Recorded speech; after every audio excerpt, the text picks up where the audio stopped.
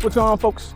We are here live at Brown University on the scene where just a couple of days ago, 2 students were killed in a horrific shooting that left 9 others critically injured as well.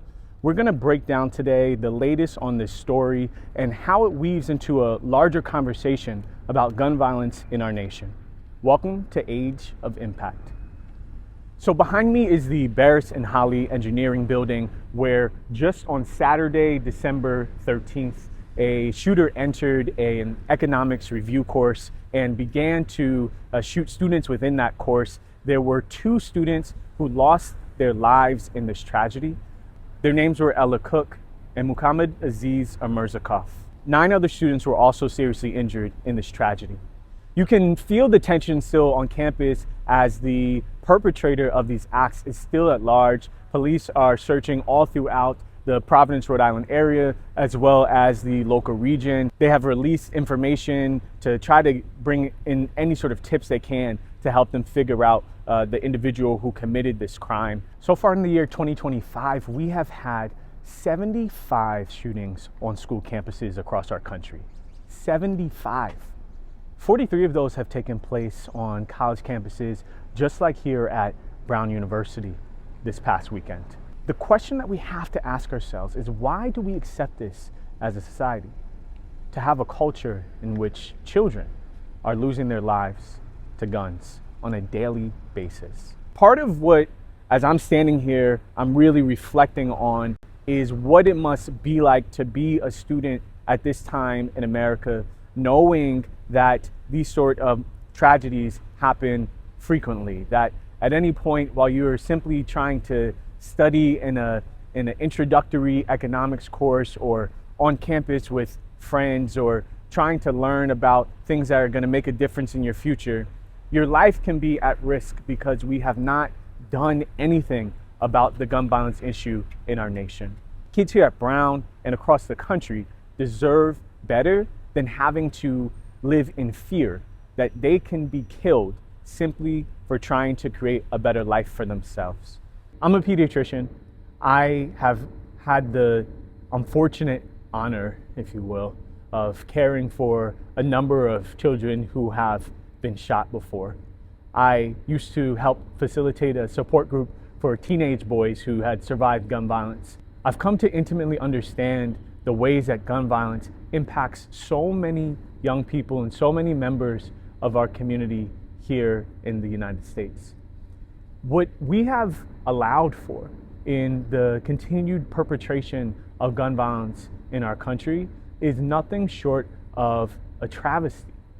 The idea that every day young people are losing their lives, that gun violence is the #1 cause of death for children in our country. What does it say about us as a community? What does it say about us as a society? That we love guns more than we love our children.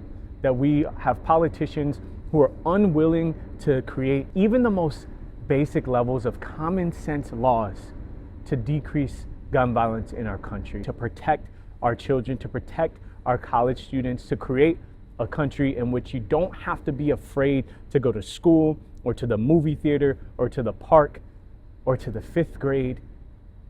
You don't have to be afraid to spend time out of your own home because of a risk of gun violence. We all have seen this horrific anti-Semitic shooting that took place in Australia just in the last couple days as well. And one thing that really was notable was that this was their first mass shooting in that country in about 3 years. In the last 3 weeks here in America, we've already had 14.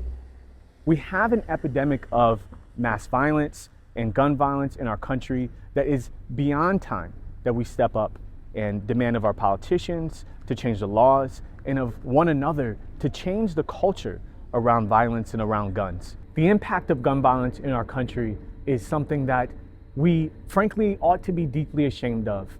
This is the most dangerous so-called developed country in the world to live in. The thing that people are afraid of who come to visit us from all over the world is that they might get shot and killed visiting the so-called land of the free. What does that say about us as a nation, that we're not willing to do what it takes to protect our young people, to protect our families, to protect one another. So in terms of next steps, there are a couple of things that I think are critically important for us at this time. Of course, first and foremost, we send our condolences, and I ask each of you to send your condolences to the individuals who lost their lives here, to their families, and to everyone on the Brown campus that is struggling in this time. Second is we have to hold our politicians to account, to demand a change in our gun policy that has allowed for these type of violent incidences to be such commonplace here in America.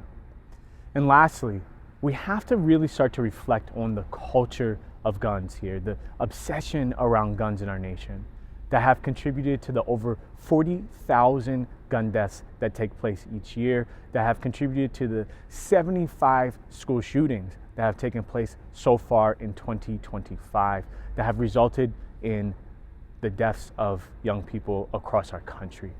We have to demand better of ourselves. We have to demand better of our country.